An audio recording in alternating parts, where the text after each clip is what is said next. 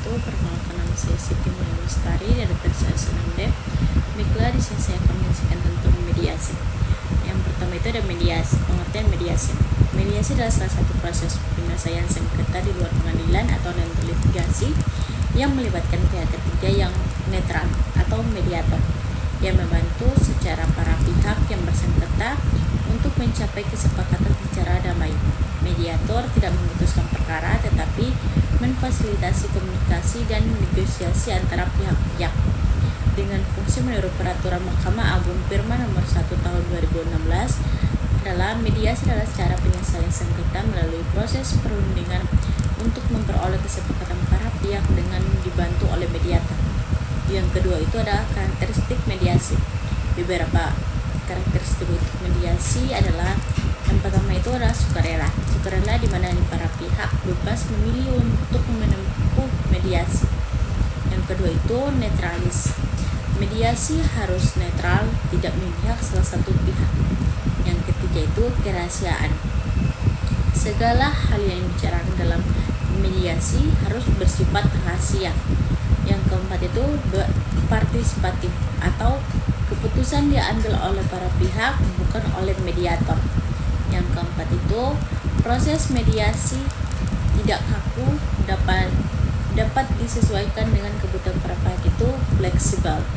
Nah, sedangkan yang terakhir itu ada win-win solution yang bertujuan mencapai solusi yang saling menguntungkan.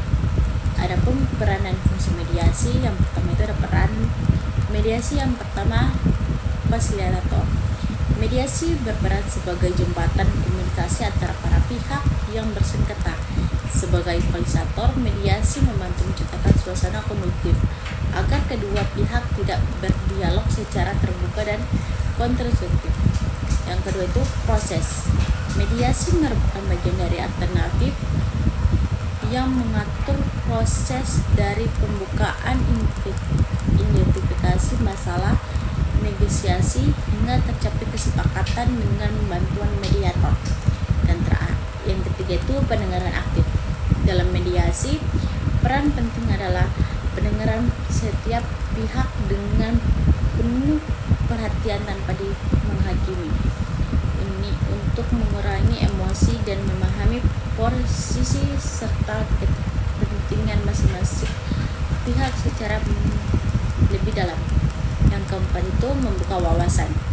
Mediasi membuka pemahaman baru bagi para pihak melalui klarifikasi isu dan perspektif yang mungkin tidak terlihat dari sebelumnya.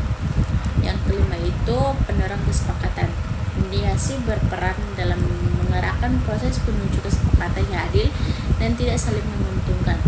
Mediator tidak dapat memberikan keputusan, tetapi membantu para pihak menciptakan solusi yang mereka sepakati sendiri. Sedangkan fungsi mediator itu yang pertama, minimalkan konflik.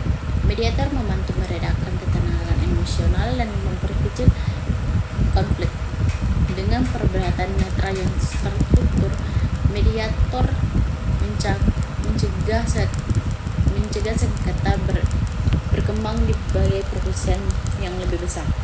Yang kedua itu menjaga hubungan baik. Fungsi ini sangat penting dalam sengketa keluarga, bisnis, komunikasi. Mediator membantu menjaga komunikasi yang sehat sehingga relasi para pihak bisa dilanjutkan secara pasca sengketa. Yang ketiga itu membantu solusi. Mediator menggali kepentingan kedua, mencari jalan tengah solusi yang lahir dan kesepakatan bersama lebih cenderung lebih diterima dan dijalankan dengan sukarela.